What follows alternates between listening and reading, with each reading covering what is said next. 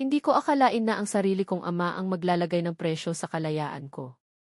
At ang halaga pala nito ay katumbas lang ng isang taon ng pagsisilbi sa mga taong hindi ko kilala, sa isang bahay na magiging bago kong kulungan. Nakatitig ako sa puting papel na nasa ibabaw ng aming maliit at gasgas ng lamisang kawayan. Sa ilalim ng malamlam na ilaw ng aming nag-iisang bumbilya, ang mga letra ay tila sumasayaw, nanunuya sa bawat pangarap na binuo ko mula pagkabata. Isang kasunduan. Isang kontrata. Hindi para sa trabahong pinasukan ko, kundi para sa buhay na ipinambayad sa isang pagkakamaling hindi ako ang gumawa. Danica, anak. Pakiusap. Ang basag na tinig ni Itay ang pumunit sa nakabibinging katahimikan ng aming munting barong-barong. Hindi siya makatingin sa akin ng diretsyo.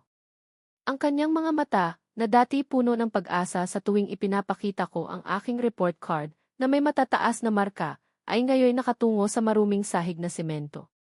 Ang kanyang mga balikat ay nakakuba, tila pasan ang buong daigdig. Itay, ano po ito? Tanong ko, kahit alam ko na ang sagot. Ang boses ko ay nanginginig, isang hibla na lang at bibigay na sa pag-iyak. Sabi niyo po, nakahanap kayo ng paraan. Paraan para saan, Tay? Para ibenta ako. Napapikit siya ng mariin. Isang butil ng luha ang kumawala mula sa gilid ng kanyang mata, dumaloy sa kulubot niyang pisngi. Huwag mong sabihin yan, anak. Hindi kita ibinenta. Ito na lang ang paraan para hindi tayo tuluyang mapalayas dito. Para hindi makulong ang tatay mo. Doon na bumuhos ang mga luhang kanina ko pa pinipigilan. Ang bawat salita niya ay parang punyal na paulit-ulit na itinarak sa puso ko. Utang. Isang malaking utang sa negosyo na nalugi. Isang pagkakamali sa pagtitiwala sa maling tao. At ngayon, ako ang magiging kabayaran. Ang pangarap kong makapagtapos ng kolehiyo, maging isang guro, at iahon kami sa hirap, lahat ay natunaw, naging abo sa isang iglap. Si Don Ricardo Tomacruz, kaibigan ko siya dati, pagpapatuloy ni Itay, ang boses ay halos pabulong na. Pumayag siyang kalimutan ang utang ko kapalit ng serbisyo mo sa pamilya niya. Isang taon lang, anak. Isang taon lang. Isang taon. Para sa kanya, isang taon lang. Pero para sa akin, iyon ay isang kawalang hanggan. Isang taon ng pagkawala ng aking pagkatao, ng pagpapaliban sa aking mga pangarap, ng pagiging isang anino sa loob ng mansyon ng mga mayayaman. Tumayo ako at walang salitang pumasok sa aking maliit na silid. Ang tanging espasyo sa mundo na matatawag kong akin. Isinara ko ang pinto, pero hindi ito nakatulong para harangin ang sakit. Umupo ako sa gilid ng aking lumang papag, ang dingding na gawa sa plywood ay naging saksi sa pagguho ng aking mundo. Naalala ko noong bata pa ako. Tuwing hapon, pagkatapos ng klase, uupo ako sa labas ng aming bahay, sa tapat ng sari-sari store ni Aling Nena. Tinitingnan ko ang mga batang nakauniporme papunta sa pribadong eskwelahan, bit-bit ang kanilang magagarang bag, nangako ako sa sarili ko, balang araw, makakapagsuot din ako ng uniporme. Hindi uniporme ng high school, kundi uniporme ng isang profesional. O kaya naman ay ang tugas sa araw ng pagtatapos. Iyon ang pangarap na nagbigay sa akin ng lakas para mag-aral ng mabuti, para magtiis sa sardinas at kanin, para maglakad ng malayo papasok sa eskwela, para lang makatipid sa pamasahe. Ang pangarap na iyon ang naging ilaw ko sa gitna ng kahirapan. Ngayon, ang ilaw na iyon ay pinatay mismo ng taong pinaka-inaasahan kong mag-aalaga nito. May kumatok sa pinto. Anak! Hindi ako sumagot. Niyakap ko ang aking mga tuhod, hinayaan ang aking sarili na malunod sa kadiliman. Ang hiya. Ang takot. Ang galit. Naghahalo-halo sa loob ko. Galit ako kay Itay, pero sa ilalim ng lahat ng iyon, may awa. Nakikita ko ang desperasyon sa kanyang mga mata, ang kahihiyan na bumabalot sa kanyang pagkatao. Alam kong mahal niya ako. Pero minsan, ang pagmamahal ay nagiging sanhi ng pinakamatinding sakit. Kinabukasan, hindi sikat ng araw ang gumising sa akin, kundi ang bigat ng katotohanang hindi na ako malaya. Sa ibabaw ng aking kama, nakalatag ang isang pares ng uniporme na iniwan ni Itay kagabi, isang simpleng asul na palda at puting bestida. Ang uniporme ng isang kasambahay. Ito na ang magiging balat ko sa susunod na 365 araw. Walang pag-aalinlangan, walang luha. Manhid na ang puso ko. Kinuha ko ang papel sa lamesa at ang ballpen na katabi nito. Sa ilalim ng pangalan ni Ricardo Tomacruz, may isang blankong linya. Doon, sa harap ng nanlalabong paningin ni Itay, isinulat ko ang pangalan ko, Danica Santiago. Bawat letra ay parang isang pako na ibinabaon sa aking kabaong. Sa paglagda ko, hindi lang isang kasunduan ang tinatakan ko, kundi ang kamatayan ng aking mga pangarap. Ito na ang simula ng aking sentensya. Ang pagsara ng bakal na tarangkahan ng mansyon ng mga Tomacruz ay parang tunog ng kandado sa pinto ng isang selda. Iyon ang hudyat. Dito na magsisimula ang sentensya ko. Habang naglalakad kami ni Itay sa mahabang driveway na nalalatagan ng graba, hindi ko maiwasang isipin na ang bawat hakbang papalapit sa malaking pinto ng bahay ay isang hakbang papalayo sa aking sarili. Magpakabait ka, anak, halos pabulong na bili ni Itay, ang tinig ay puno ng pagsisisi. Isang matipid na tango lang ang naisagot ko. Ano pa bang silbi ng mga salita? Isang babaeng may katandaan na nakasuot din ng uniforme pero mas formal ang dating, ang sumalubong sa amin sa pinto. Siya raw si Manang Elvira, ang mayordoma ng bahay. Ang mga mata niya ay matalas, sinusuri ako mula ulo hanggang paa, na para bang isa akong produktong tinitingnan kung may depekto. Ito na ba siya, Mang Tonyo? Tanong niya kay Itay, ang boses ay matigas at walang emosyon. Opo, Manang. Si Danica, anak ko. Hindi man lang humiti si Manang Elvira. Sumunod ka sa akin, utos niya sa akin, sa katinalikuran si Itay na parang hangin. Ni hindi ko na nagawang lumingon para magpaalam. Alam kong kung gagawin ko iyon, bibigay na naman ako. Dinala niya ako sa isang maliit na kwarto sa likod bahay, katabi ng kusina. Mas malinis ito at mas maayos kaysa sa kwarto ko sa amin, pero ang pakiramdam ay mas masikip, mas nakakasakal. May isang maliit na kama, isang aparador, at isang bintanang nakatanaw sa pader na bato. Ito ang magiging kwarto mo, sabi niya. Inilapag ang kaparehong uniforme na ibinigay sa akin ni Itay. Maligo ka, magbihis at bumalik ka sa kusina. Ipapakilala kita sa amo mo. Ang amoy ng bagong labang damit, sabon at takot, ang bumalot sa akin habang isinusuot ko ang uniforme. Bawat buttons na isinasara ko ay tila pagkakadena sa aking kaluluwa. Tiningnan ko ang sarili ko sa maliit na salamin sa loob ng aparador. Hindi ko na makilala ang babaeng nakatingin pabalik. Ang dating Danica na puno ng pangarap ay napalitan ng isang estrangherong may uniforme, isang anino na nakatakdang magsilbi. Nang bumalik ako sa kusina, naroon na si Manang Elvira, naghihintay. Walang salita, sinenyasan niya akong sumunod. Pumasok kami sa pinakamalaking sala na nakita ko sa buong buhay ko. Ang sahig ay kumikinang sa sobrang linis, ang mga muebles ay mukhang mas mahal pa sa bahay namin, at ang mga pader ay napapalibutan ng mga painting na hindi ko maintindihan. Sa gitna ng lahat ng karangyaan, may isang lalaking nakatalikod, nakatayo sa harap ng isang malaking bintana. Nakasuot siya ng simpleng itim na t-shirt at jogging pants, pero may kakaibang bigat sa kanyang presensya. Sir Jason, magalang na tawag ni Manang Elvira. Dahan-dahang lumingon ang lalaki. At sa unang pagkakataon, nakita ko ang mukha ng panganay na anak ni Don Ricardo. Si Jason Tomacruz. Hindi ko maipaliwanag ang unang bumungad sa akin. Gwapo siya. Matangos ang ilong, makapal ang kilay, at may mga matang malalim at madilim. Pero hindi iyon ang napansin ko. Ang napansin ko ay ang lamig sa kanyang mga mata. Isang klase ng lamig na tila kayang pagyanuhin ang kahit sinong titigan niya. Ang mga mata niyang iyon ay dumapo sa akin. Mula sa aking simpleng itim na sapatos, paakyat sa aking uniforme, hanggang sa aking mukha. Nagtagal ang tingin niya roon, at nakita ko ang bahagyang pagtaas ng isang kilay niya. Isang sulyap na puno ng paghamak. Inis. Iyon ang unang naramdaman ko. Hindi takot. Hindi hiya. Kundi purong inis. Sino siya para tingnan ako ng ganoon? So, ikaw, sabi niya, ang boses ay kasing lamig ng kanyang mga mata. Hindi ito tanong, kundi isang statement. Ikaw ang bayad utang. Ang mga salitang iyon ay tumama sa akin na parang sampal. Mas masakit pa sa sampal. Naramdaman ko ang pag-init ng aking mga pisngi. Nanginginig ang mga kamay ko sa gilid. Gusto kong sumagot, gusto kong ipagtanggol ang sarili ko. Pero anong sasabihin ko? Na hindi totoo. Totoo. Iyon ang katotohanan. Isa akong bayad utang. Huminga ako ng malalim, pinipigilan ang nagbabadyang mga luha. Itinuwid ko ang aking likod. Ako po si Danica, sir, sabi ko, sinikap na panatilihing matatag ang aking boses.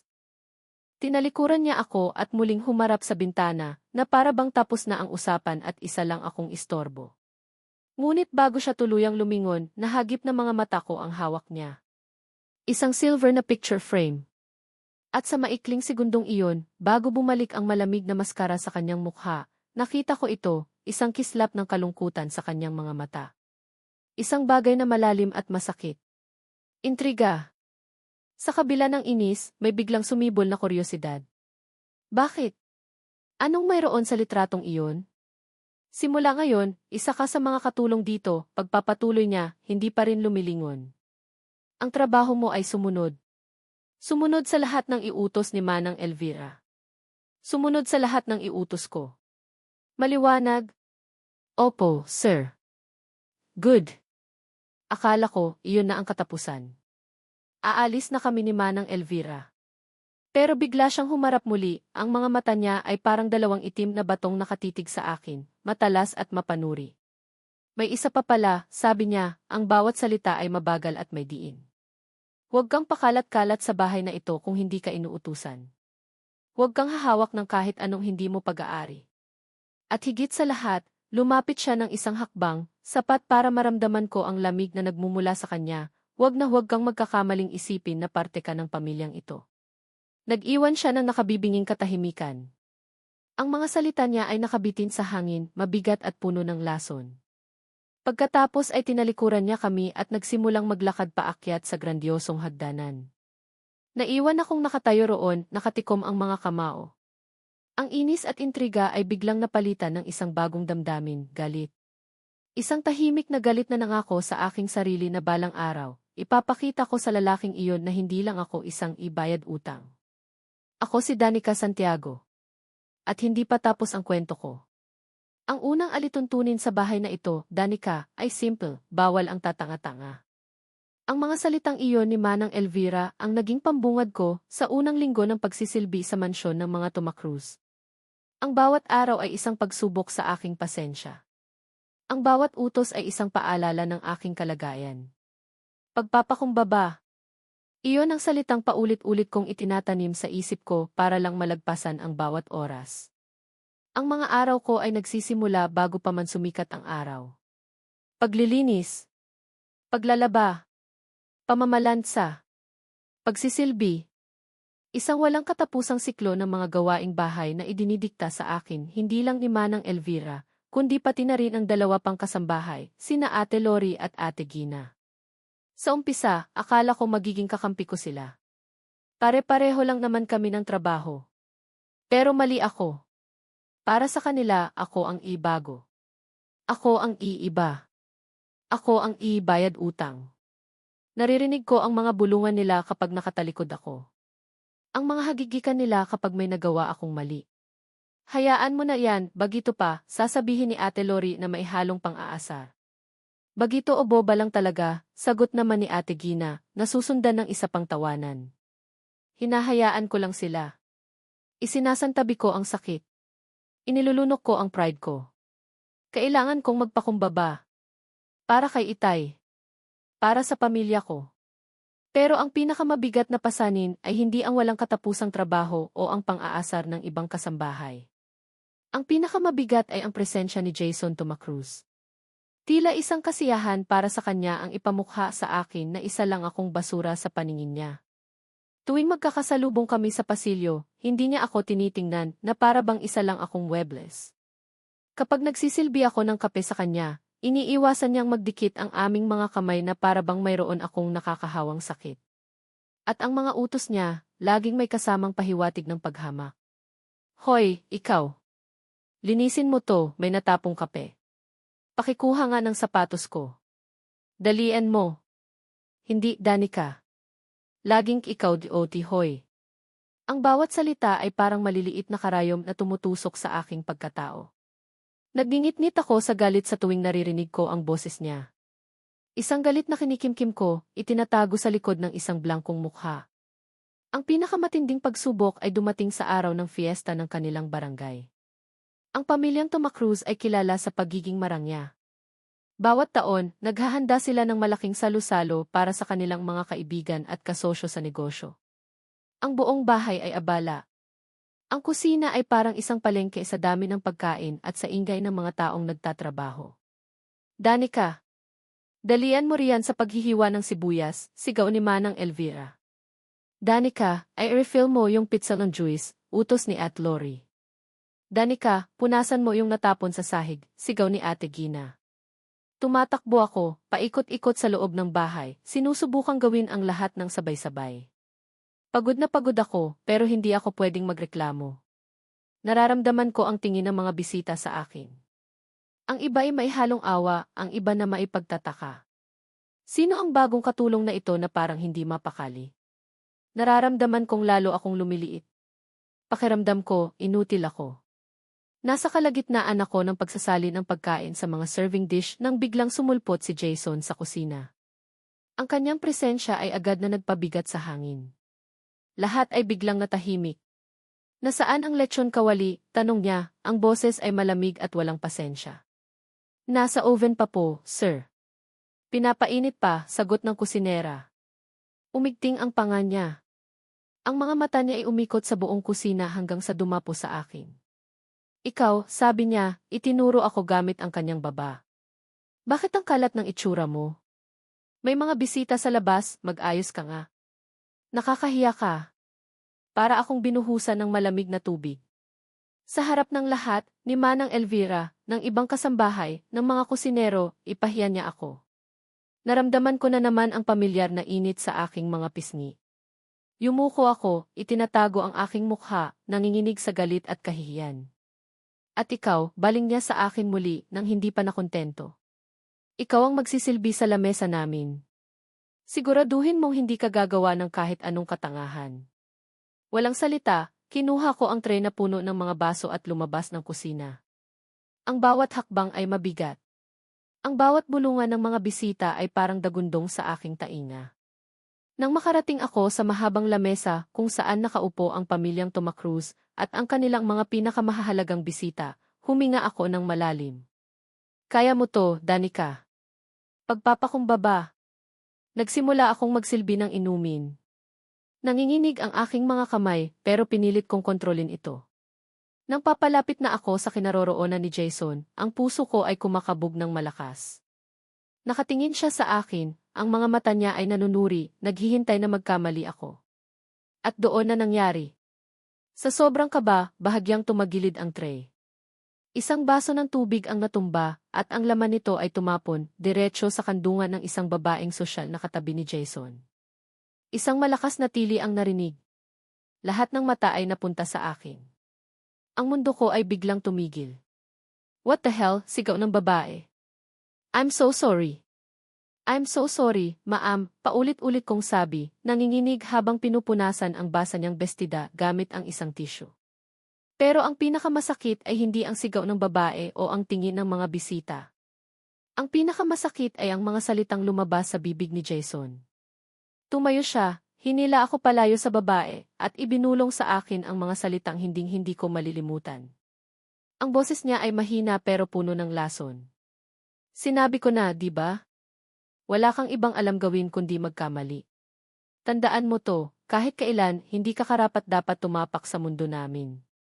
Ngayon, umalis ka sa harap ko. Iyon na. Iyon na ang sumira sa lahat ng pader na binuo ko para protektahan ang sarili ko.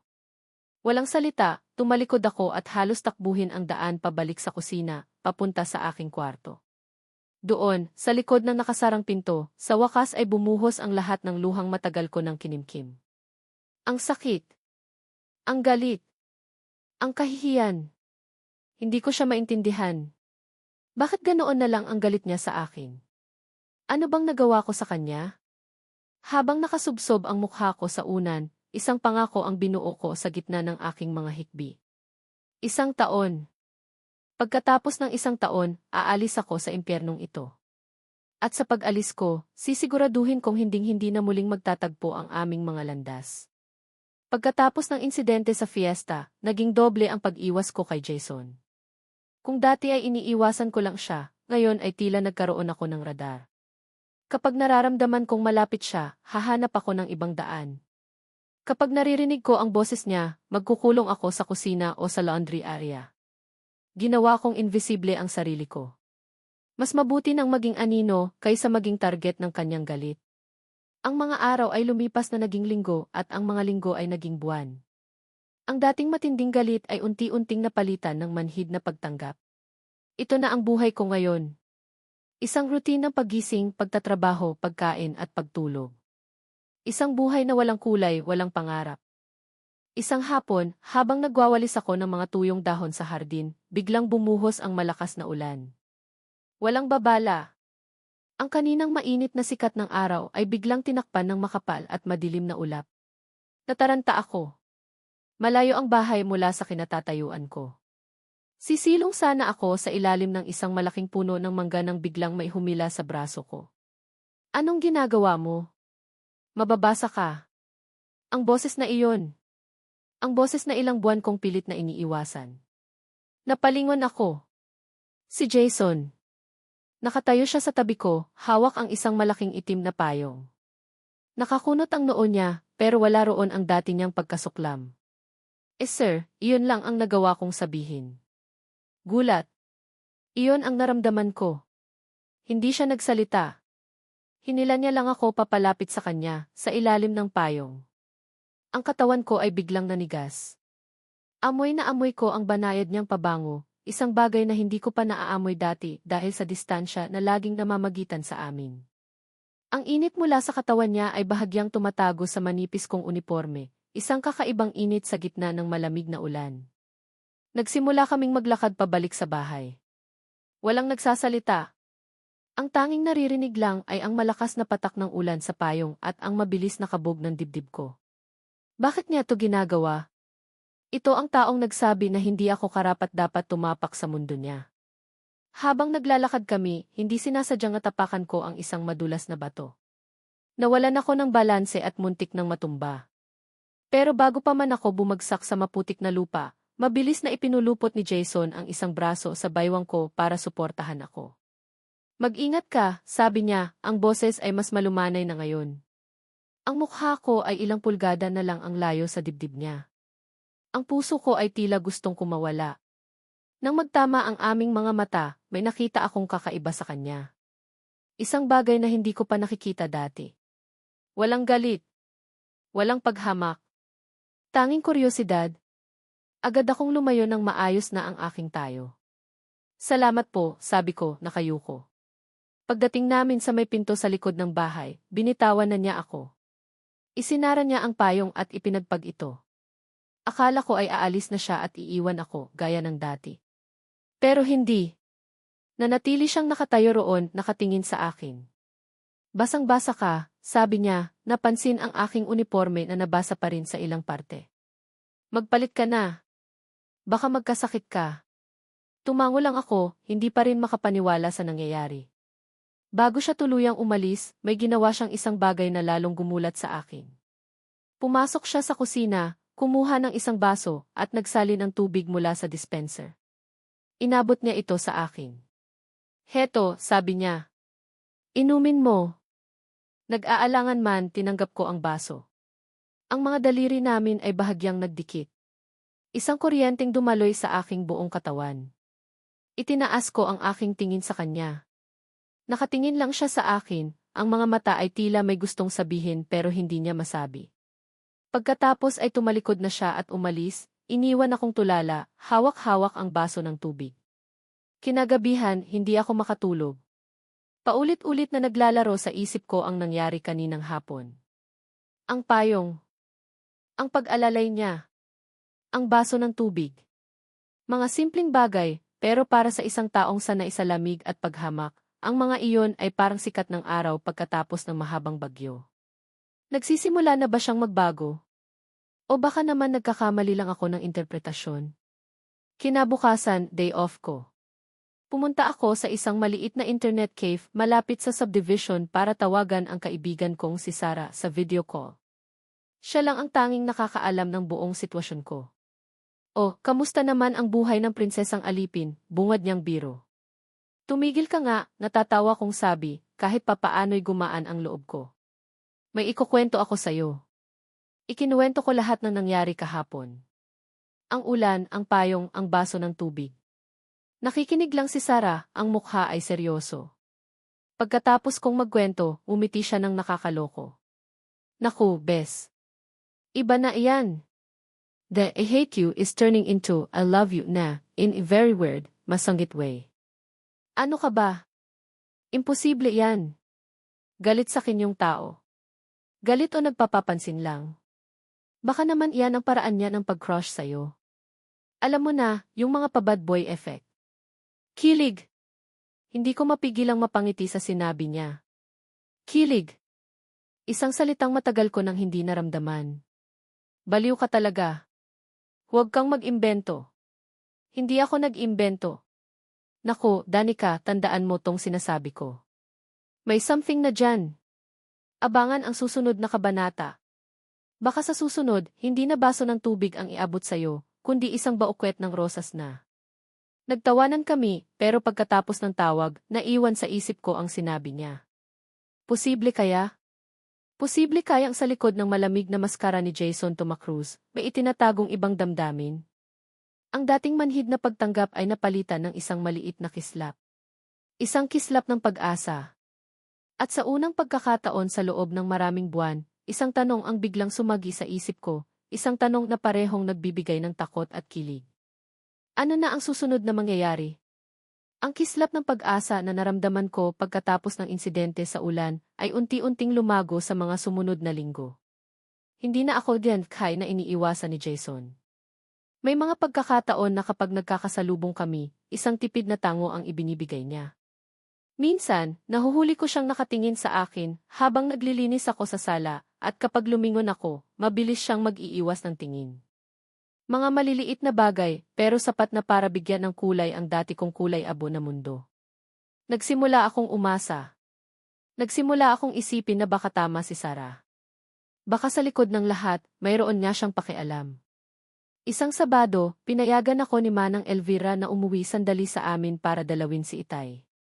Kasabay nito, nagpaalam din ang dati kong kaklase at matalik na kaibigan noong high school, si Andre, na dadaanan daw niya ako para ihatid sa sakayan ng bus.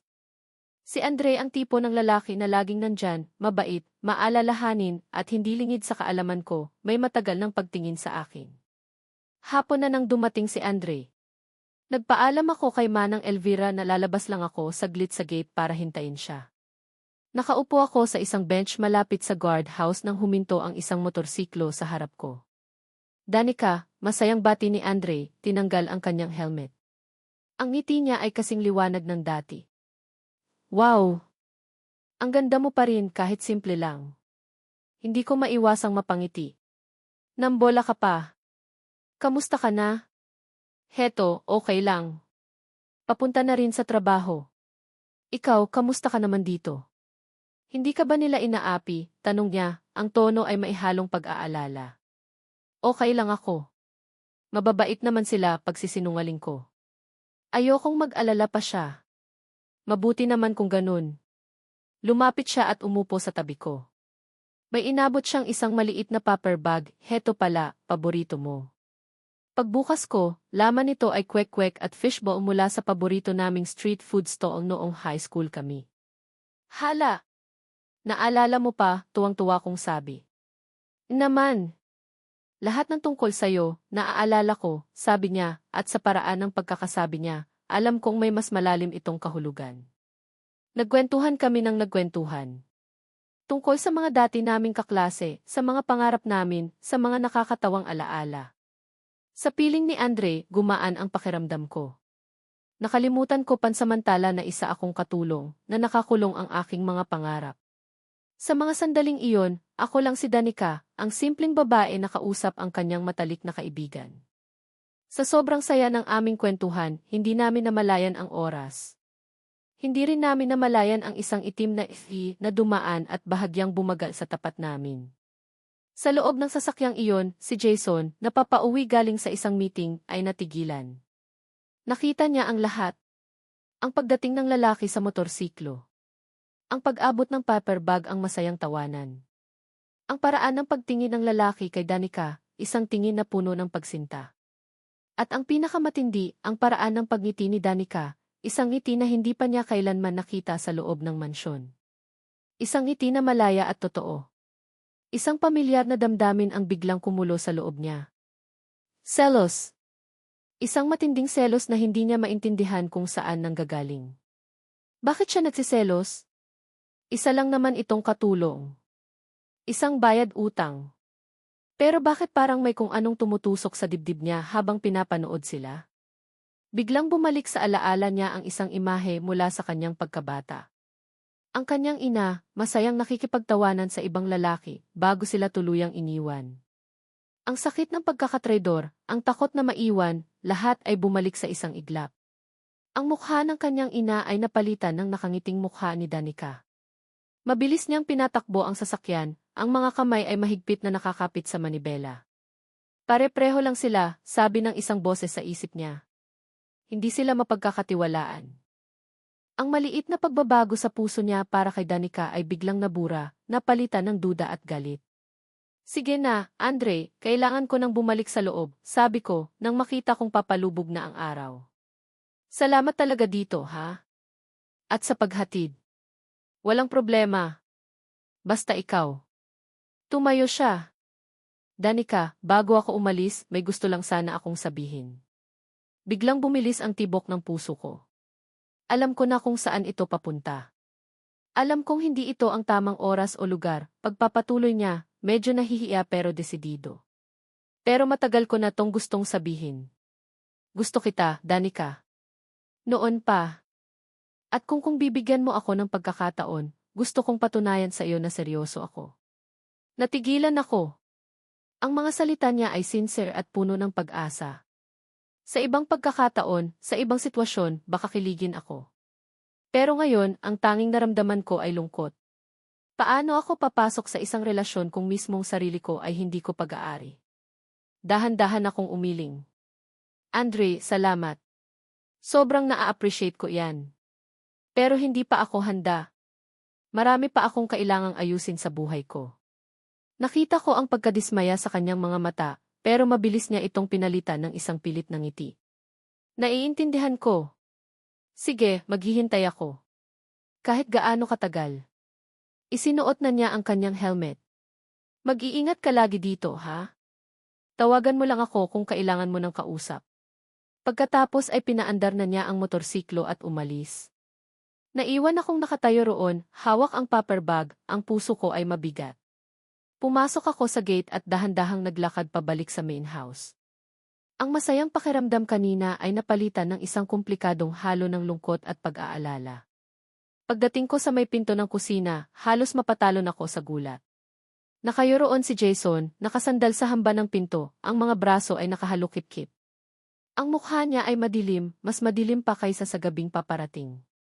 Ang mga mata niya ay parang dalawang nagbabagang uling na nakatitig sa akin. Sir Jason, nauutal kong sabi. Kanina pa po kayo dyan. Hindi siya sumagot. Dahan-dahan siyang lumakad papalapit sa akin, ang bawat hakbang ay mabigat at puno ng banta. Naramdaman kong nangangatog ang aking mga tuhod. Ito na naman. Ang lamig. Ang galit. Bumalik na naman. Sino yon? Tanong niya, ang boses ay mababa at puno ng kontroladong galit. Sino po? Huwag kang magkunwari na hindi mo alam, biglang sigaw niya, at napaurong ako sa takot. Sino ang lalaking kasama mo sa labas? Kaibigan ko lang po, sir. Si Andre, nanginginig kong sagot. Kaibigan? Isang mapaklang tawa ang kumawala sa kanyang mga labi. Kaibigan lang ba talaga? O baka naman iyon ang dahilan kung bakit ka nagpapakahirap dito. Para may maipangtustos ka sa boyfriend mo. Para akong sinampal. Hindi po totoo yan. Huwag mo akong lokohin. Lumapit pa siya. Isinandal niya ang isang kamay sa pader sa tabi ng ulo ko, ikinukulong ako. Ang mukha niya ay ilang pulgada na lang mula sa akin. Amoy na amoy ko ang alak sa kanyang hininga. Nakita ko kayo. Nakita ko kung paano kanya tingnan. At nakita ko kung paano kang ngumiti sa kanya. Isang ngiting hindi ko pa kailanman nakita mula sa'yo.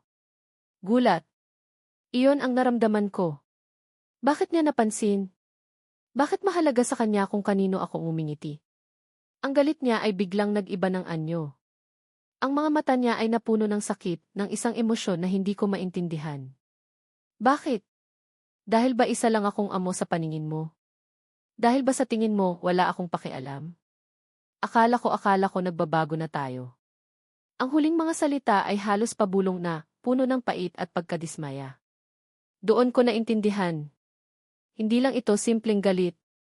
Ito ay sakit. Ito ay selos.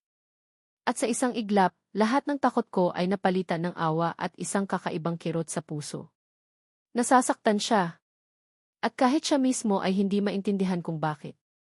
Bago pa ako makapagsalita, bago ko pa maipaliwanag ang sarili ko, bigla siyang umatras. Tila natauhan sa kanyang ginawa. Ang mukha niya ay nagpakita ng gulat sa sarili niyang reaksyon. Tiningnan niya ako, pagkatapos ay ang kanyang kamay na nakasandal sa pader, na para bang hindi niya makapaniwala sa kanyang ginawa. Walang isa pang salita, mabilis siyang tumalikod at naglakad palayo, ang mga hakbang ay mabilis at puno ng pagkalito. Naiwan akong nakasandal sa pader, nanginginig pa rin pero hindi na sa takot. Ang isip ko ay puno ng mga tanong. Ang puso ko ay gulong-gulo. Ang gabi na dapat sana ay magiging isang simpleng pagbisita sa nakaraan ay naging isang gabi ng katotohanang hindi ko inaasahan. Ang katotohanang sa likod ng galit ni Jason Tumacruz, mayroong isang pusong nasasaktan. At ang katotohanang sa hindi maipaliwanag na dahilan, apektado ako. Pagkatapos ng gabing iyon, isang hindi nakikitang pader ang muling namagitan sa amin ni Jason. Pero iba na ngayon. Kung dati ang pader ay gawa sa galit at paghamak, ngayon, ito'y gawa sa pag-iwas at isang nakakabinging awkwardness. Hindi na niya ako sinusungitan, pero hindi na rin niya ako tinitingnan. Kapag nagkakasalubong kami, siya ang unang umiiwas ng tingin. Ang bawat isa ay tila naglalakad sa ibabaw ng mga basag na bubog, takot na makagawa ng ingay, takot na muling masugatan. Ang katahimikan ay mas masakit kaysa sa mga sigaw niya. Ang pagwawalang bahala niya ay mas mabigat kaysa sa mga utos niya. Sa bawat araw na lumilipas, nararamdaman ko ang isang kakaibang lungkot. Hinahanap-hanap ko na ba ang atensyon niya, kahit pa ito'y sa anyo ng galit? Nababaliw na yata ako. Isang gabi, habang nag-aayos ako ng mga gamit sa library ng matandang Tumacruz, aksidenteng nahulog ko ang isang kahon ng mga lumang dokumento. Nagkalat ang mga papel sa sahig. Habang pinupulot ko ang mga ito, isang pamilyar na pangalan ang nahagip ng aking mga mata sa isang kupas na papel, Antonio Santiago. Ang tatay ko. Napatigil ako. Ito ay isang kasunduan sa pautang. Ang petsa, mahigit 1 taon na ang nakalipas. Ang halaga, nakakalula.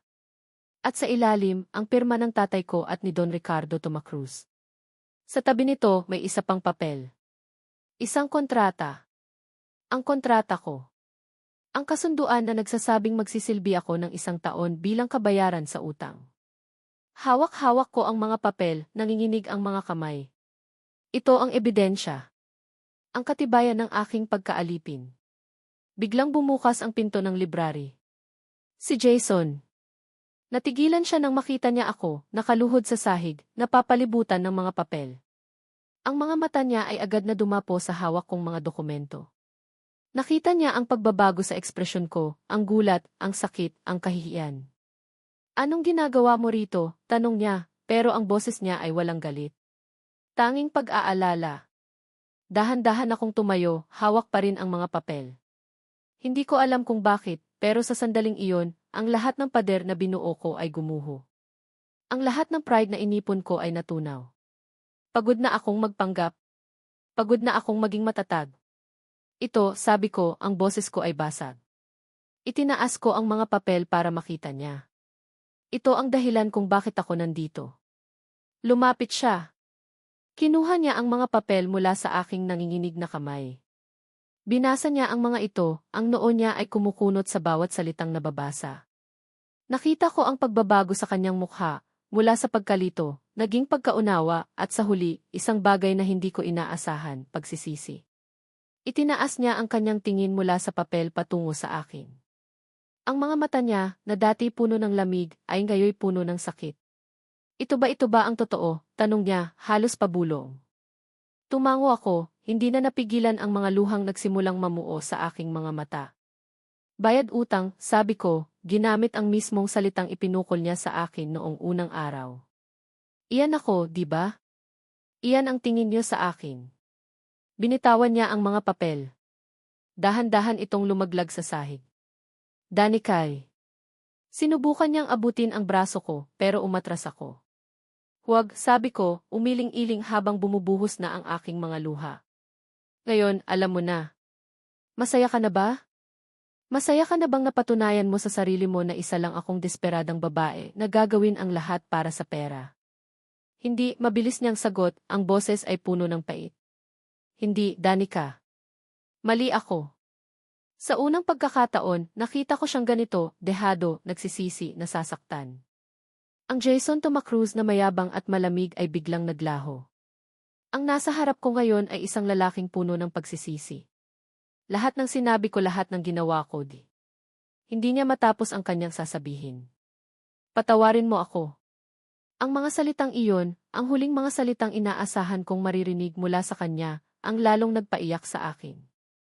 Hindi dahil sa galit, kundi dahil sa isang emosyong hindi ko maipaliwanag. Isang halo ng sakit at pag-asa. Bakit, tanong ko sa gitna ng aking mga hikbi. Bakit ganoon na lang ang galit mo sa akin simula pa lang? Huminga siya ng malalim. Dahil natakot ako, pag-amin niya, ang mga mata ay nakatingin sa sahig. Noong una kitang makita, may nakita ako sa iyo na nagpaalala sa akin sa nakaraan. Sa sakit na ayoko nang balikan. At imbes na intindihin ko, mas pinili kong magalit. Mas pinili kong saktan ka para protektahan ang sarili ko. Ang duwag ko. Natahimik kami. Ang tanging maririnig lang ay ang aking mga hikbi at ang malakas na buhos ng ulan sa labas. Tila ang kalangitan ay nakikidalamhati sa amin. Biglang namatay ang mga ilaw. Brownout. Ang library ay binalot ng dilim. Tanging ang liwanag ng kidlat na sumisilip sa bintana ang nagsisilbing ilaw. Sa isang mabilis na kislap, nakita ko ang mukha niya, basang-basa sa luha, katulad ko. Sa gitna ng kadiliman, naramdaman ko ang paglapit niya. Hindi na ako umatras. Naramdaman ko ang kanyang mga kamay na dahan-dahang humawak sa aking mga braso. Ang kanyang paghawak ay puno ng pag-iingat, puno ng pagsisisi. Danica, patawarin mo ako, ulit niya, ang boses ay basag na. Hindi ako sumagot. Sa halip, hinayaan ko lang ang aking sarili na umiyak, inilalabas ang lahat ng sakit na kinimkim ko sa loob ng maraming buwan. Ang sakit ng pagiging bayad utang. Ang sakit ng kanyang mga salita. Ang sakit ng pag-asa at pagkadismaya. At sa gitna ng dilim at ulan, nanatili kaming nakatayo roon. 2 taong pinagbuklod ng isang kasunduan, sinaktan ng mga maling akala, at ngayon, sa wakas, ay nagsisimulang magkaintindihan. Ang pag-amin niya ay hindi lunas sa lahat ng sakit. Pero ito ay isang simula. Isang simula ng paghilom. Isang simula ng pag-asa na marahil, sa kabila ng lahat, mayroon pa ring puwang para sa kapatawaran. Ang gabi ng pag-amin sa library ang naging simula ng lahat. Ang pader na namagitan sa amin ni Jason ay tuluyan ng gumuho, at sa lugar nito, isang marupok na tulay ang nagsimulang mabuo. Isang tulay na gawa sa pag-unawa, pagsisisi, at isang hindi pa pinapangalanang damdamin na pareho naming kinatatakutan at inaasahan. Naging iba ang pakikitungo niya sa akin. Ang dating dihoy at ikaw ay napalitan na ng Danica. Ang dating mga utos na may kasamang paghamak ay naging mga pakiusap na maihalong respeto. May mga umagang ipinagtitimpla niya ako ng kape. May mga gabing hinihintay niya akong matapos sa mga gawain ko para lang sabihing, magpahinga ka na. Ang mga kasambahay, lalo na si Manang Elvira, ay napapansin ang pagbabago. Nakikita ko ang pagtataka at pagdududa sa kanilang mga mata. Ang dating alipin ay tila unti-unting nagkakaroon ng puwang sa puso ng kanilang Sir Jason. Ang mga simpleng sandali ang naging pinakamahalaga. Isang hapon, habang nag-aayos ako ng mga halaman sa hardin, lumapit siya. Walang salita, kinuha niya ang pandilig at tinulungan ako.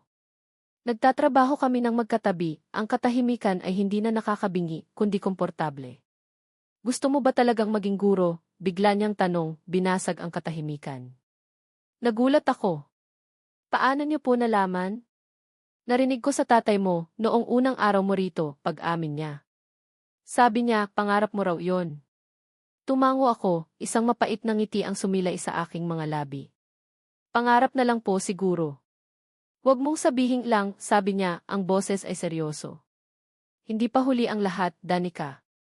Ang mga salitang iyon, na puno ng suporta, ay nagbigay sa akin ng isang kislap ng pag-asa na matagal ko nang kinalimutan. Sa unang pagkakataon, naramdaman kong may isang taong naniniwala sa akin, sa mga pangarap ko. At ang taong iyon, sa hindi inaasahang pagkakataon, ay si Jason.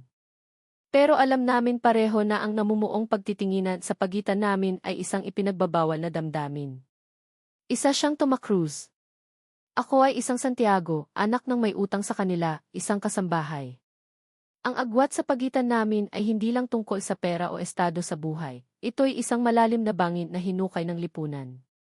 At ang bangin na iyon ay bumungad sa amin isang linggo ng hapon. Naroon ang buong pamilya Toma Cruz sa sala.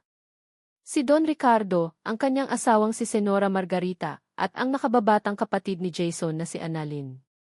Nagkataon na nandoon din ako, nagsisilbi ng merienda.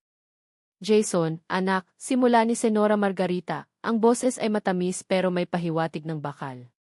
Napapansin ko, parang nagiging malapit ka yata sa bago nating katulong. Natigilan ang lahat. Naramdaman ko ang paglamig ng buong paligid. Ang hawak kong tray ay biglang bumigat. Ma, she has a name. Danica, kalmadong sagot ni Jason, pero nakita ko ang pag-igting ng kanyang panga. Whatever her name is, pagpapatuloy ng Senora. Hindi maganda tingnan, anak. Pinag-uusapan na tayo ng ibang mga kasambahay. Ano na lang ang sasabihin ng mga kaibigan natin? Na ang isang Toma Cruz ay pumapatol sa isang alila? Ang bawat salita ng Senora ay parang latigo na humahampas sa aking pagkatao. Gusto kong magtago. Gusto kong maglaho. Margarita, tama na yan, saway ni Don Ricardo, pero halata sa tono niya na sang-ayon siya sa kanyang asawa. Bakit, Ricardo? Hindi ba totoo? We have reputation to protect. At ikaw, Jason, hindi mo ba naaalala ang nangyari sa akin? Ang boses ng Senora ay biglang napuno ng pait. Hindi mo ba naaalala kung paano ako niloko ng isang lalaking akala ko'y mahal ako, para lang pala sa pera? Pinagkatiwalaan ko siya, kahit na mas mababa ang estado niya sa buhay. At anong ginawa niya? Iniwan niya ako para sa isang babaeng kauri niya. Isang flashback. Isang sikretong pamilya na ngayon lang nabuksan sa harap ko. Ito pala ang dahilan. Ang malalim na sugat ng Senora na naging dahilan ng kanyang pagkamuhi sa mga taong tulad ko. Ma, iba si Danica, mariing sabi ni Jason, tumatayo. Hindi niyo siya kilala. At ayoko siyang kilalanin, tumaas na ang boses ng Senora. Hindi ako papayag na ang kasaysayan ay maulit sa pamilyang ito. Habang ako ang reyna ng pamamahay na ito, hinding-hindi magiging katanggap-tanggap ang isang relasyon sa pagitan ng amo at katulong. Ang sala ay napuno ng tensyon. Nagpapalitan ng matatalim na salita at masasaklap na tingin. Si Annalyn ay tahimik lang, habang si Don Ricardo ay tila walang magawa. Ako naman, nakatayo sa isang sulok, isang hindi nakikitang saksi sa gulong ako mismo ang sentro. Kung ganoon ni, sabi ni Jason, ang boses ay matatag at puno ng paninindigan. Humakbang siya palapit sa akin, sa harap ng kanyang buong pamilya. Kinuha niya ang kamay ko. Nanlaki ang mga mata ng kanyang ina. Baka oras na para umalis kami sa pamamahay na ito. Gulat. Pagkabigla. Takot. Lahat ng iyon ay sabay-sabay kong naramdaman. Hinila ako ni Jason palabas ng sala, palabas ng bahay, palayo sa mga sigaw ng kanyang ina. Hindi kami huminto hanggang sa makarating kami sa kanyang sasakyan. Saan tayo pupunta? Nanginginig kong tanong ng pinaandar na niya ang makina. Tumingin siya sa akin, ang mga mata niya ay puno ng determinasyon at takot. Hindi ko alam pag-amin niya. Basta, lalaban ako. Lalaban ako para sa'yo, Danica. Laban sa kanilang lahat. Habang papalayo ang sasakyan sa mansyon, isang katotohanan ang tumatak sa isip ko. Ang pag-ibig na namumuo sa pagitan namin ay hindi na isang simpleng damdamin. Ito na ay isang laban. Isang digmaan laban sa pamilya, sa lipunan, at sa masakit na nakaraan. At sa gitna ng lahat ng kaguluhang ito, ang tanging tanong ay, kakayanin ba namin? Ang mga sumunod na araw ay parang isang panaginip na ayaw kong magising. Dinala ako ni Jason sa isang maliit na beach house ng kanilang pamilya, malayo sa gulo ng syudad, malayo sa mapanghusgang mga mata ng kanyang pamilya. Doon, sa harap ng payapang dagat, binigyan namin ang aming sarili ng pagkakataong huminga. Sa unang pagkakataon, naging normal kami. Naglalakad kami sa dalampasigan ng magkahawak kamay. Nagluluto kami ng sabay sa maliit na kusina. Nagkukwentuhan kami hanggang hating gabi sa ilalim ng mga bituin. Dito, hindi siya si Sir Jason at hindi ako ang ibayad utang. Dito, kami lang si Jason at Danica. 2 taong nagmamahalan. Ngunit sa likod ng bawat ngiti at bawat halik, may isang aninong laging nakabuntot, ang anino ng katotohanan. Alam kong hindi ito maaaring magtagal. Pansamantala lang ang lahat. Gabi-gabi, naririnig ko siyang kausap sa telepono ang kanyang ama, si Don Ricardo. Mga pag-uusap na laging nauwi sa pagtataas ng boses at pagkabigo. Ipinipilit ng kanyang pamilya na iwan niya ako at bumalik. Pinagbabantaan siyang tatanggalan ng mana, ng posisyon sa kumpanya, ng lahat ng bagay na kinalakhan niya. Isang gabi, habang nakaupo kami sa labas, nakatingin sa buwan, naramdaman ko ang bigat sa kanyang mga balikat. Ayos ka lang, tanong ko, hinawakan ang kanyang kamay. Huminga siya ng malalim. Tumawag si Papa. Gusto nilang makipagkita sa akin bukas. Nangako lang. Isang kirot ang naramdaman ko sa aking dibdib. Alam ko na kung ano ang ibig sabihin nito. Ito na ang ultimatum. Kinabukasan, umalis siya ng maaga. Ang kanyang mga halik sa aking noo ay may kasamang bigat at pangako. Babalik ako, bulong niya. Hintayin mo ako. Maghapon akong hindi mapakali. Bawat tunog ng sasakyan sa labas ay nagpapakabog sa dibdib ko. Bawat oras na lumilipas ay parang isang kawalang hanggan. Para malibang ang sarili, nilinis ko ang buong beach house. Habang nag-aayos ako ng mga gamit sa kwarto ni Jason, may nahulog mula sa bulsa ng isa niyang pantalon.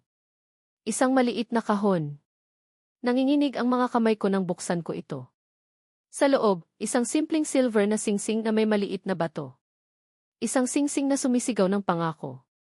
Napaupo ako sa gilid ng kama, bumuhos ang mga luha. Ang kaligayahang naramdaman ko ay agad na sinundan ng isang matinding sakit.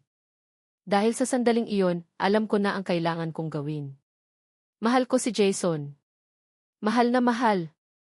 At dahil sa pagmamahal na iyon, kailangan ko siyang palayain. Hindi ko kayang maging dahilan ng pagkasira ng relasyon niya sa kanyang pamilya. Hindi ko kayang makita siyang talikuran ang lahat ng pinaghirapan niya para sa akin. Hindi ako ganoon kasakim. Ang pag-ibig ay hindi dapat maging isang pasanin. Nang bumalik siya ng gabing iyon, ang mukha niya ay pagod at talunan. Hindi na niya kailangang magsalita. Alam ko na. Anong sabi nila, tanong ko, pinilit na maging matatag ang aking boses, kahit ang puso ko ay unti-unti nang naduduro. Umupo siya sa tabi ko, ang tingin ay nasa malayo, sa madilim na dagat.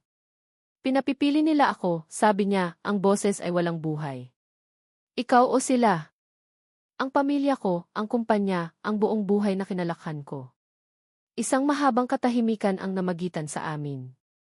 Ang tanging maririnig lang ay ang mahinang hampas ng mga alon sa dalampasigan. Ito na. Ang sandaling kinatatakutan ko. Jason, simula ko, huminga ng malalim para tipunin ang lahat ng natitira kong lakas. Kailangan mong bumalik sa kanila. Agad siyang lumingon sa akin, ang mga mata niya ay puno ng gulat at sakit. Ano? Hindi. Hindi kita iiwan, Danica. Sinabi ko sa'yo, lalaban ako. Umiling ako, isang mapait na ngiti ang sumilay sa aking mga labi. Lalaban para saan, Jason? Para sa isang buhay na pareho tayong magdurusa? Para makita kang unti-unting mawalan ng lahat dahil sa akin. Ayoko on. Hindi ko kaya. Pero mahal kita, sabi niya, ang boses ay basag. Hinawakan niya ang aking mga kamay ng mahigpit. Hindi ba't sapat na iyon? Minsan, hindi, sagot ko, isang butil ng luha ang pumatak mula sa aking mata. Minsan, ang tunay na pagmamahal ay ang pagpaparaya. Ang pag-iisip kung ano ang mas makakabuti para sa taong mahal mo, kahit pa ibig sabihin nito ay ang sarili mong sakit. Tumayo ako at lumayo sa kanya, hindi ko na kayang tingnan ang sakit sa kanyang mga mata. Nakatingin ako sa dagat, pero ang nakikita ko ay ang hinaharap, isang hinaharap kung saan siya ang mag-isang lumalaban sa mundo para sa akin. Isang hinaharap na hindi ko kayang ibigay sa kanya. Bumalik ka na sa kanila, Jason, ulit ko, ang bawat salita ay parang punyad sa sarili kong puso. Ito ang tama. Ito ang nararapat. Huwag mong gawin to, Danica. Pakiusap, pagmamakaawa niya, tumayo at lumapit sa akin mula sa likuran. Naramdaman ko ang kanyang mga braso na yumakap sa akin, ang mukha niya ay isinubsob sa aking balikat. Naramdaman ko ang panginginig ng kanyang katawan. Huwag mo akong sukuan. Sa mga sandaling iyon, halos bumigay ako. Gusto kong lumingon, yakapin siya ng mahigpit, at sabihing, sige, lalaban tayo. Pero nanaig ang katwiran. Nanaig ang pagmamahal na handang magsakripisyo. Dahan-dahan kong inalis ang kanyang mga kamay mula sa akin. Ang pagbitaw sa kanyang mga kamay ang pinakamahirap na bagay na ginawa ko sa buong buhay ko. Humarap ako sa kanya, tinitigan siya sa mga mata sa huling pagkakataon. Hindi kita sinusukuan, Jason, sabi ko, hinaplos ang kanyang pisngi. Pinapalaya kita. Hindi niya ako tiningnan. Ang mga mata niya ay nakatungo, tila hindi kayang salubungin ang aking tingin.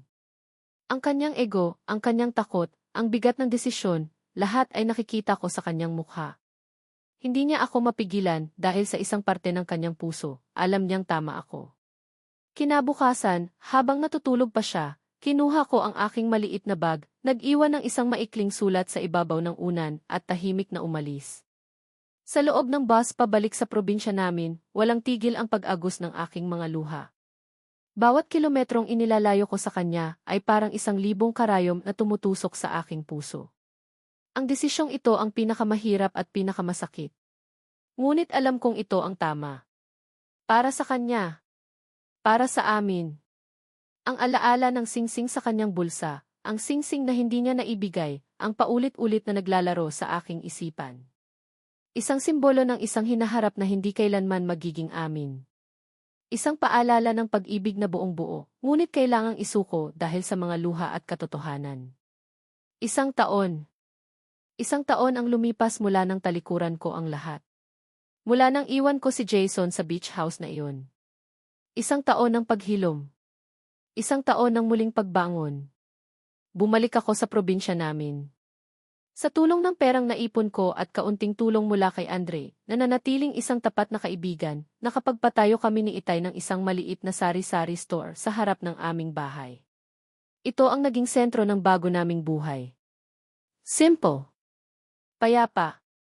Malayo sa gulo. Gabi-gabi, tinitingnan ko ang mga bituin at hindi ko maiwasang isipin siya. Kamusta na kaya siya? Bumalik na kaya siya sa dati niyang buhay? Masaya na kaya siya? Ang mga tanong na iyon ay kasama ko sa bawat paggising at bawat pagtulog. Ang sakit ay naroon pa rin pero hindi na kasing tindi ng dati. Natuto na akong mabuhay kasama ito, isang paalala ng isang pag-ibig na minsan ay naging akin.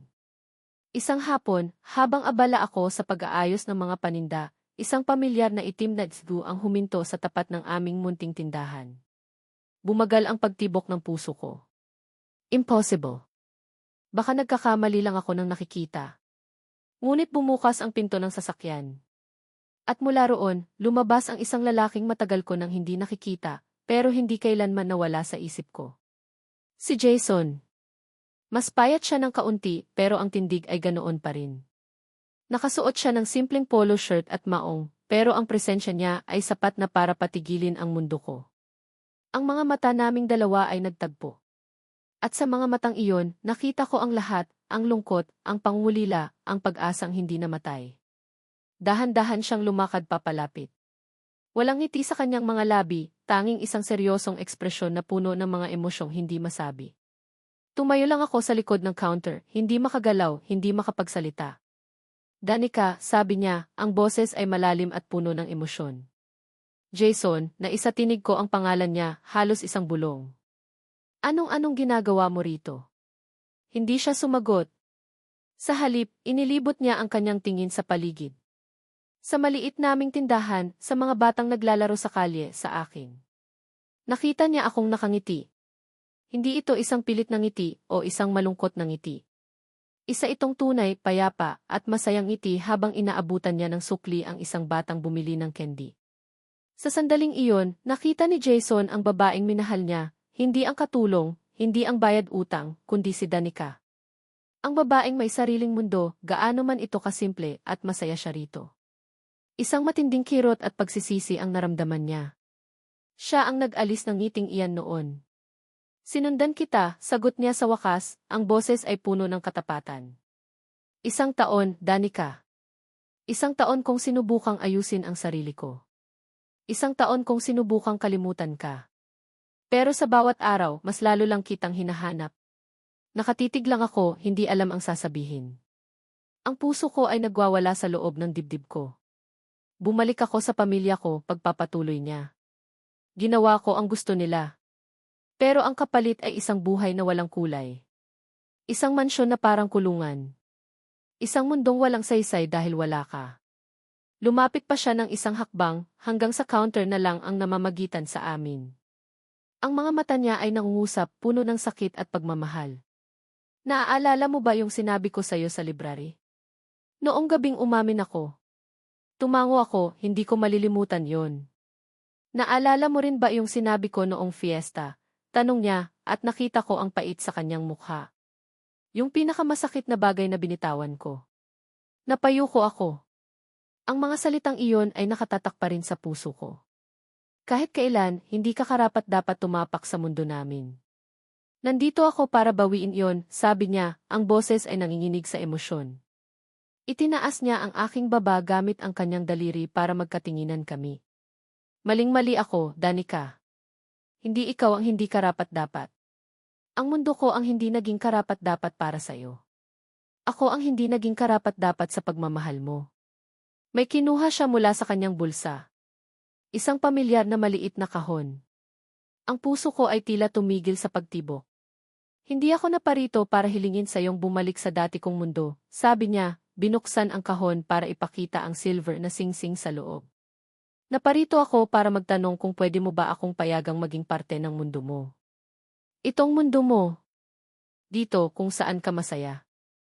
Kung saan ka buo. At sa harap ng maliit kong sari-sari store, sa harap ng mga nagtatakang kapitbahay, sa ilalim ng papalubog na araw, lumuhod si Jason Tumacruz. Hindi ito uniforme, Danica, sabi niya, ang mga mata ay naluluha na. Hindi ito kontrata. Ito ay pangako. Pangako ng pagmamahal, pagrespeto, at isang buong buhay na pagsisikap na maging karapat-dapat sa'yo. Danica Santiago, pakakasalan mo ba ako? Bumuhos na ang mga luhang kanina ko pa pinipigilan.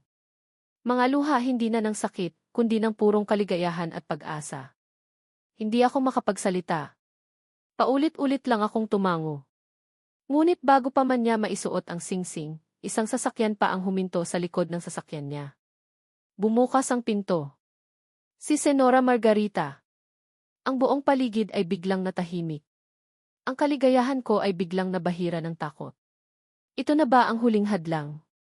Bumaba ang senora mula sa sasakyan. Iba ang itsura niya ngayon. Wala ang matapang at mapanghusgang aura. Ang naroon ay isang ina na may bakas ng lungkot at pagod sa mukha.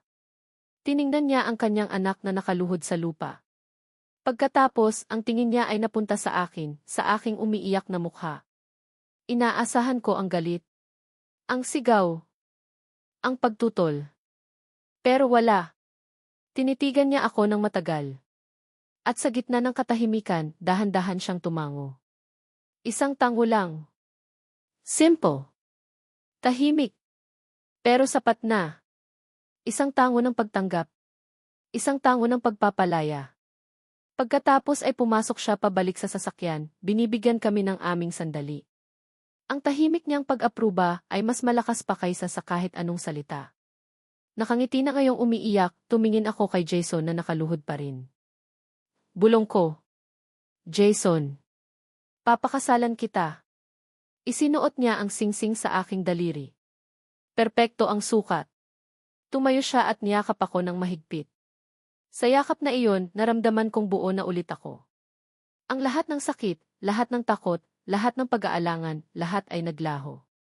Ang aming sari-sari store, na dating simbolo ng aking pagtakas, ay naging saksi sa aming bagong simula.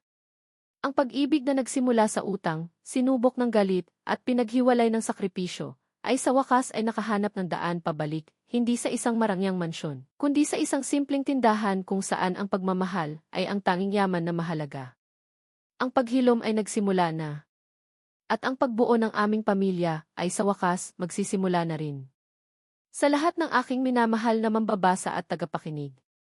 Kamusta po kayo? Kung binabasa o pinakikinggan ninyo ito, ibig sabihin ay sinamahan ninyo ako hanggang sa dulo. Mula po sa kaibuturan ng aking puso, nais kong ipaabot ang aking taos-pusong pasasalamat. Maraming salamat sa paglalaan ng inyong oras, sa pagbuhos ng inyong emosyon, at sa pagsama ninyo sa paglalakbay ni Danica at Jason, mula sa mapait nilang simula hanggang sa matamis nilang pagwawakas. Ang inyong pagsubaybay ang nagbigay buhay sa bawat salitang aking isinulat. Ang pagsulat ng kwentong ito ay isang emosyonal na paglalakbay din para sa akin. Kasama akong nasaktan sa bawat pagluha ni Danica, naramdaman ko ang bigat ng kanyang mga pasanin, ngunit humanga rin ako sa kanyang tahimik na lakas at hindi matitinag na katatagan. Naging isang hamon din ang pagbuo sa karakter ni Jason, isang taong puno ng galit na nag-ugat pala sa malalim na sakit. Ang makita siyang unti-unting nagbabago, natututong harapin ang sariling mga multo, at matutong magmahal muli ay isa sa mga pinakamasayang bahagi ng aking pagsusulat. May mga pagkakataong napapangiti akong mag-isa habang isinusulat ang kanilang mga kikilig di moments, at may mga sandali ring kasama nila akong umiiyak sa gitna ng kanilang mga pagsubok. Higit pa sa isang kwento ng pag-ibig, ang pangarap ko po ay makapag-iwan ito sa inyo ng ilang mahahalagang aral.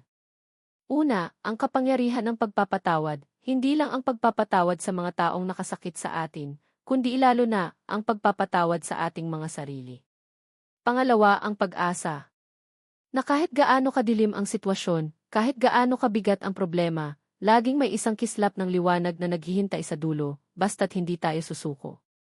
At higit sa lahat, ang mensahe na ang tunay na halaga ng isang tao ay hindi kailanman nasusukat sa yaman, sa estado sa buhay, o sa mga pagkakamali ng nakaraan, kundi sa kabutihan ng kanyang puso at sa kakayahan niyang magmahal ng tapat at walang hinihintay na kapalit. Ngayon, nais ko namang marinig ang inyong boses. Huwag po kayong mag-atubiling mag-iwan ng komento. Ano ang inyong naramdaman? Aling bahagi ng kwento ang pinakatumatak sa inyo? Sino ang karakter na inyong minahal o kinaawaan? Ikinagagala kong basahin ang bawat isa. At kung ang kwentong ito ay pumukaw sa inyong damdamin, sana'y maibahagi ninyo ito sa inyong mga kaibigan at mahal sa buhay upang maabot din sila ng kwento ni Danica at Jason.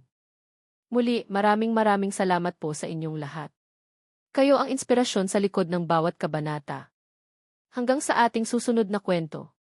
Nagmamahal at laging nagpapasalamat. Ang inyong manunulat,